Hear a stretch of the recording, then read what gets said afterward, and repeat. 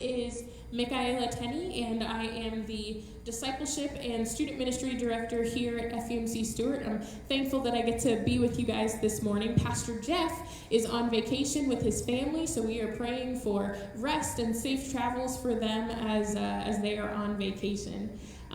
This morning I'm excited to share with you one of the things that I wanted to talk about is back in February I finally had the chance to see the award-winning musical Hamilton.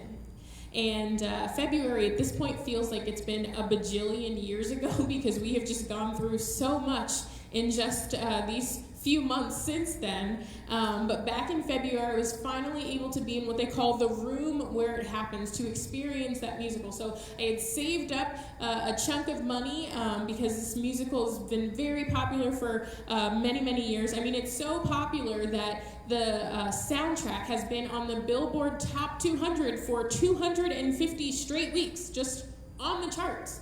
So I was like, you know what, I have to get myself to this musical. So I saved up my money so that I could afford to be almost in not the back of the entire auditorium.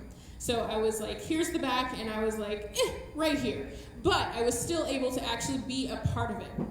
Now, I had promised myself that I was not going to listen to the soundtrack ahead of time because I have this thing about spoiler culture. Now, I know that Hamilton is about history, and so therefore we have a general idea of what's going on, but I didn't really want to experience it until I could be there in the moment. Now, Hamilton is this creation written by Lin-Manuel Miranda. And it's basically his interpretation of the life of this American founding father, Alexander Hamilton, but it's told through hip-hop music. Now, I know that sounds kind of crazy, it sounds weird, and it sounds like a little bit of an oxymoron, but I promise you, it's absolutely incredible. And it's recently been released on Disney+, so I got to watch it all over again. Now, the cool thing about that is that I find that God speaks to me a lot of times through pop culture, which I think is really cool because I feel like we are so much like God, our creator, when we are creating. And so I love the fact that he speaks to me through what other people have created. And so I get ideas and learn more about God through movies and TV and music. And Hamilton is basically all of the above. It's all of those things. And so Hamilton is basically this storyline that talks about the start of this country, the start of the United States of America. And it talks about the American Revolution. Now, revolution defined is a forcible overthrow of government or social order in favor of a new system. And so this American Revolution is about this fledgling country that's overthrowing British rule. Because they didn't like the way that Britain was taxing them, and they felt like King George was this tyrant that was ruling over them in unfair ways. And so what they did was they said, you know what, we can find a new and different way to run this country. And so that's revolution in a nutshell. And so what was revolutionary about Hamilton the musical is it took that premise and it used this as the story of America then told by America now. And so what the creator did was he saw this story of flawed men creating a flawed country based on these grand ideals. And so Miranda, he explained that the paradoxes that were present at our country's founding still exist. They are the same fights that we keep having. And so this country that was created on the premise, on the idea that all men are created equal, well, it's obvious that this has taken and will continue to take some time for that to be completely true for everyone in our country. But what Lin-Manuel Miranda did was he said, listen, just because people of color and women were not a part of the narrative back then does not mean that they can't help tell the story and portray that story in the here and now. So Miranda, he flips the script and he has this multi-ethnic, multiracial cast, and they're telling the story of America then that largely excluded people just like them.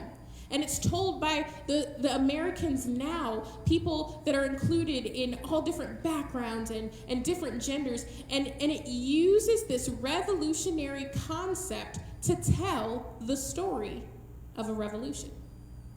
And so today I want for us to zero in on another revolutionary figure, because today's focus is going to be from the book of Matthew in chapter 5. And in this chapter, we find a teacher sitting on a mountainside instructing his followers. This is the man Jesus. And so John the Baptist had proclaimed a Messiah was coming. And in the Jewish tradition, that Messiah was supposed to be this king that rescues and sets the people free. And so the Hebrew people, they were looking for a king that was coming in all of his glory and splendor to rescue them. But what they didn't expect was a baby in a manger. And what they didn't expect was this carpenter and this teacher who was going to sit on the side of the mountain and teach them. But John the Baptist had confirmed that this Jesus is in fact the Messiah that he had been talking about all this time.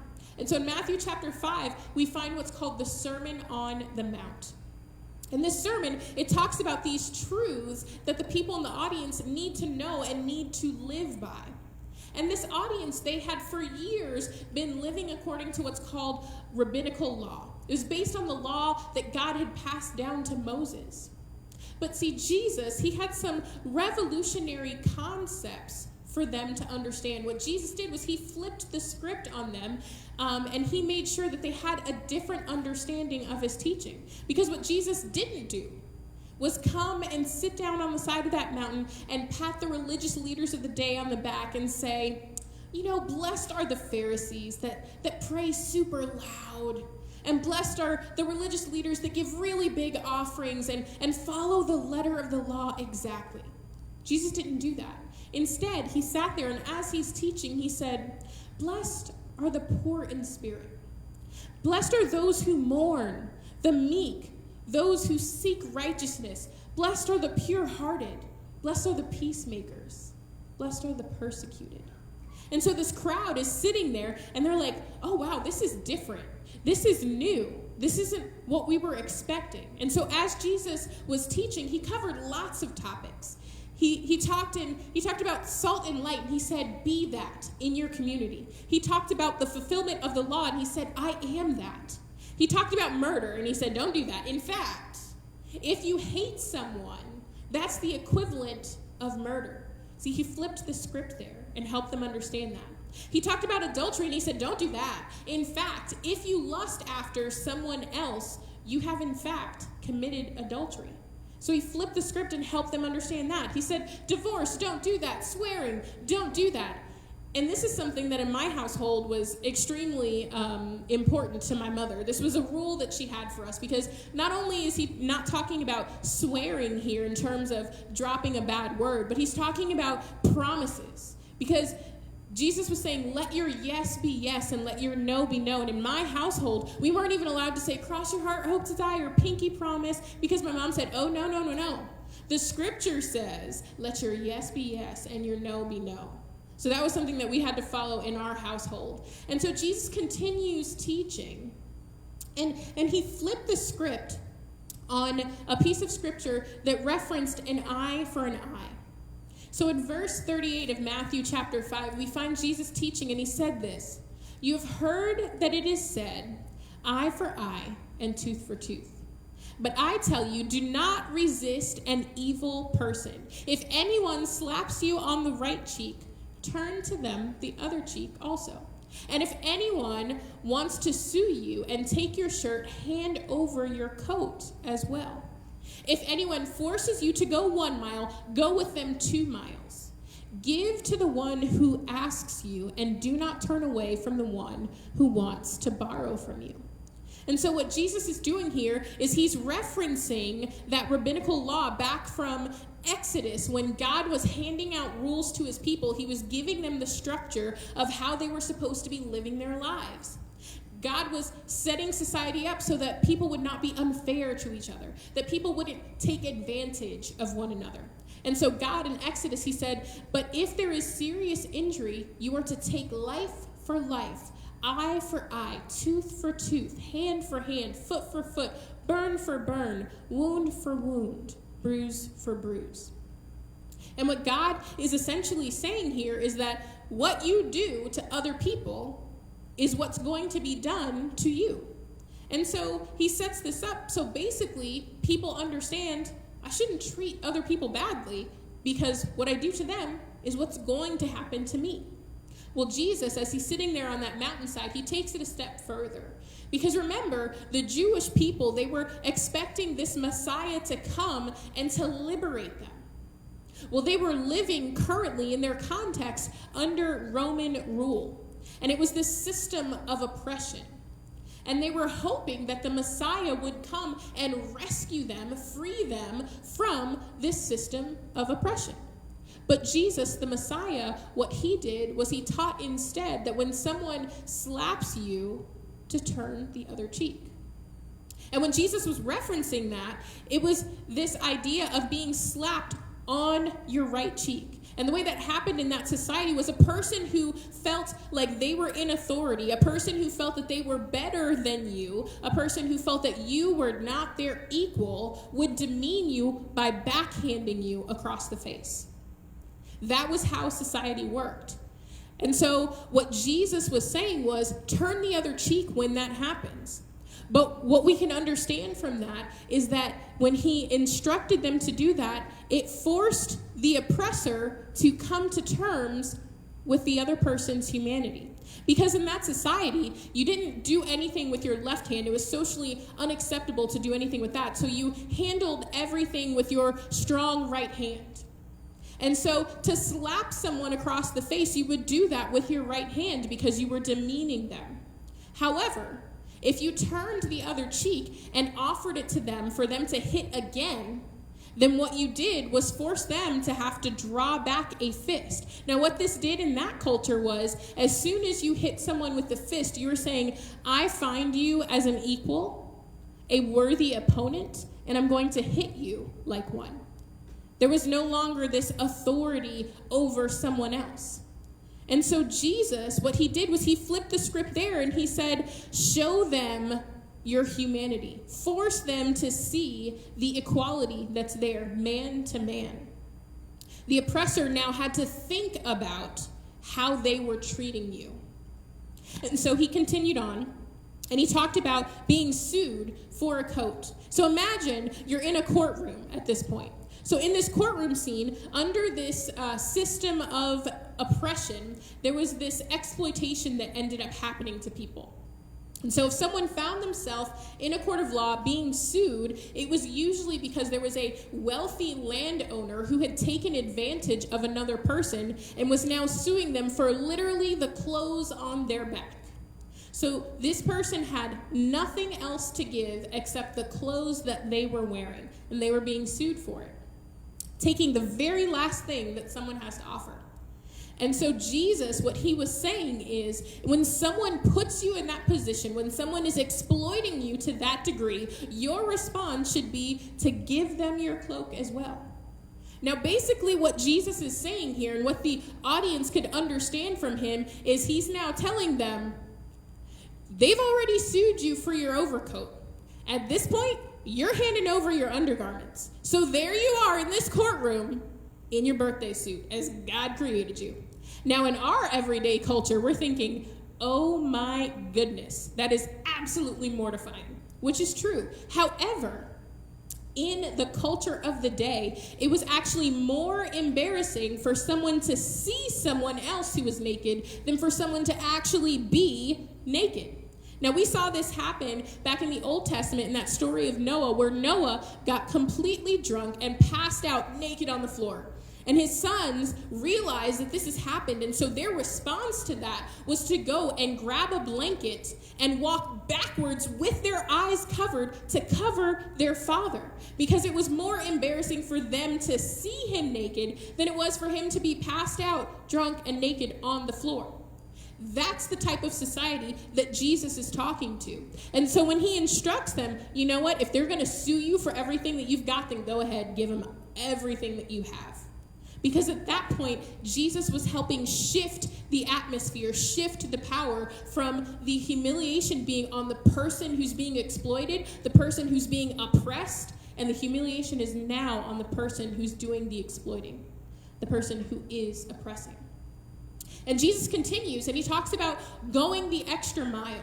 He said, if someone is going to force you to walk 1 mile, then go 2. Because in that society, any Roman soldier at all could force a Jewish person to carry their items, carry their armor to 1 mile further.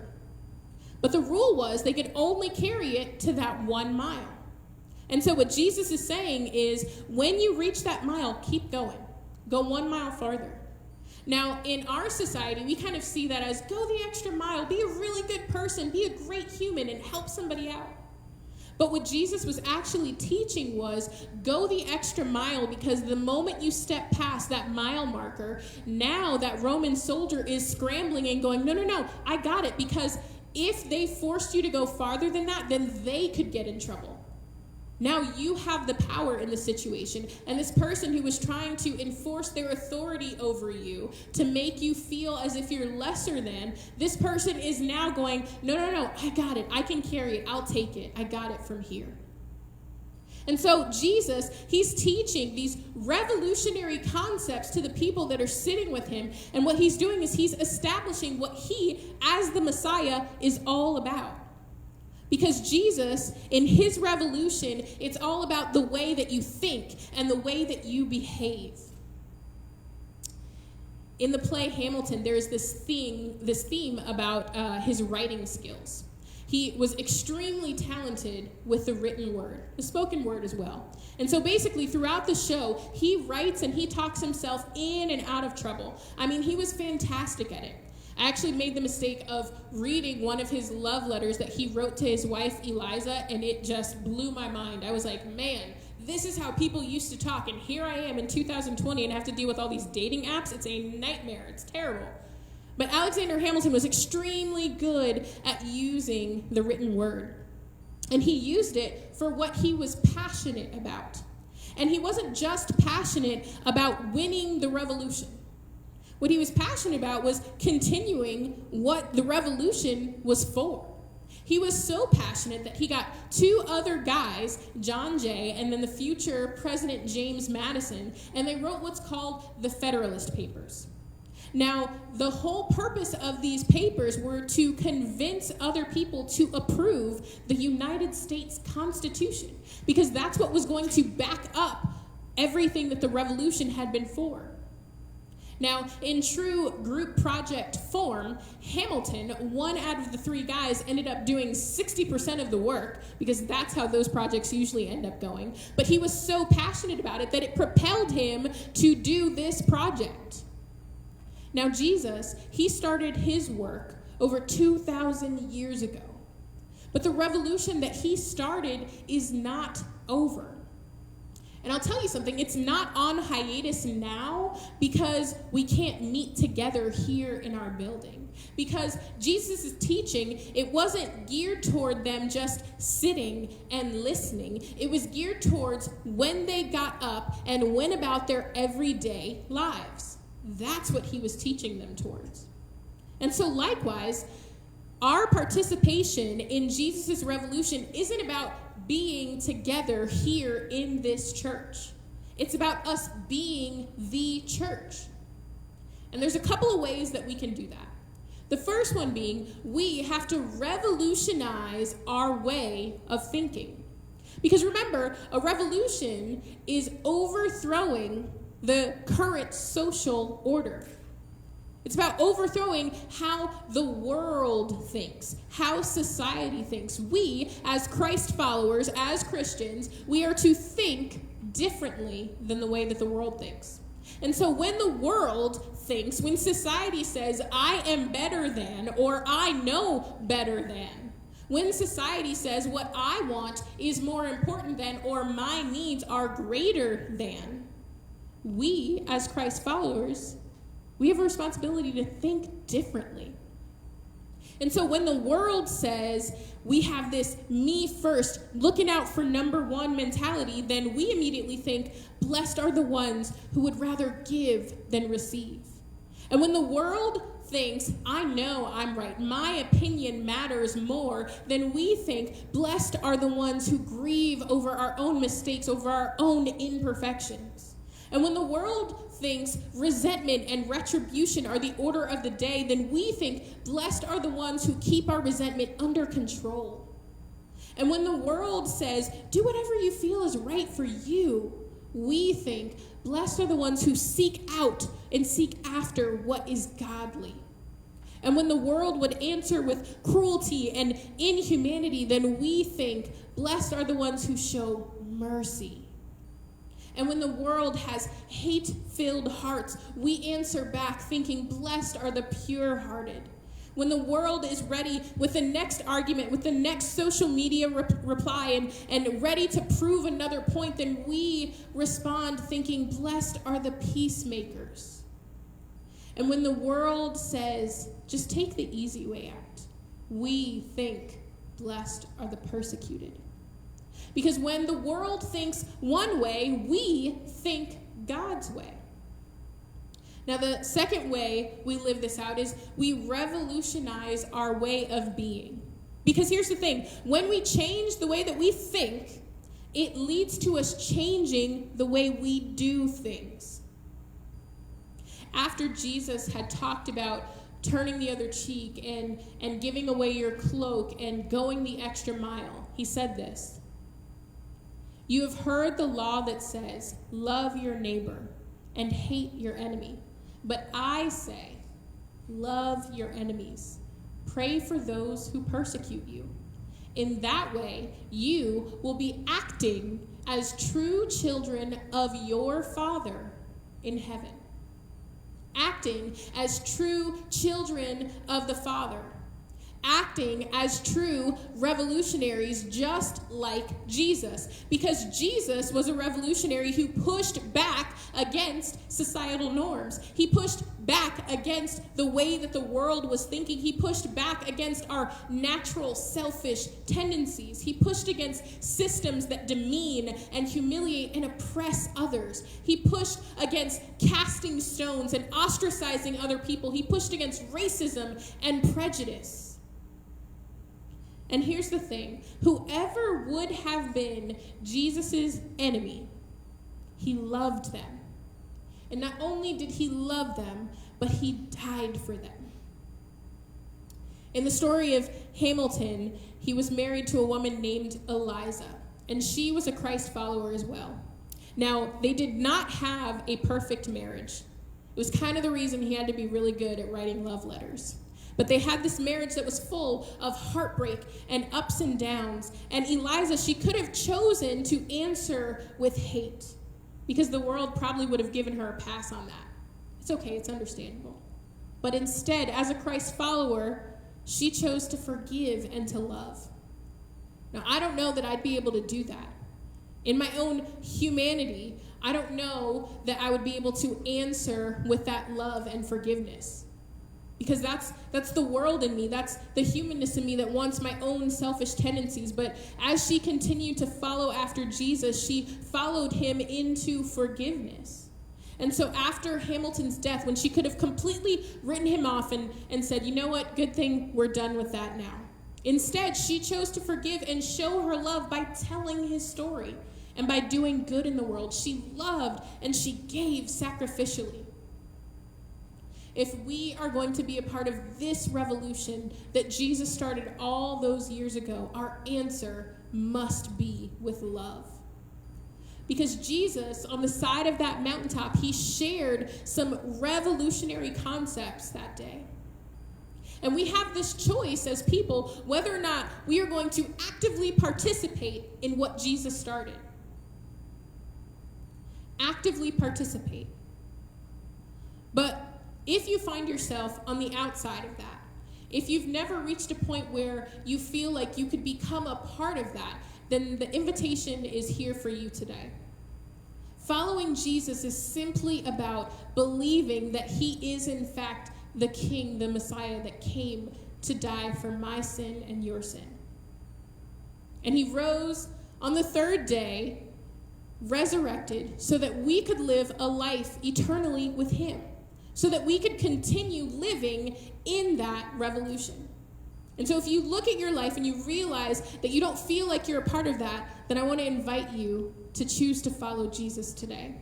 If you're in a place where you feel like you've drifted or you've faded away from being able to fully call yourself a Christ follower, then the invitation is here today to re-up and be a part of that revolution.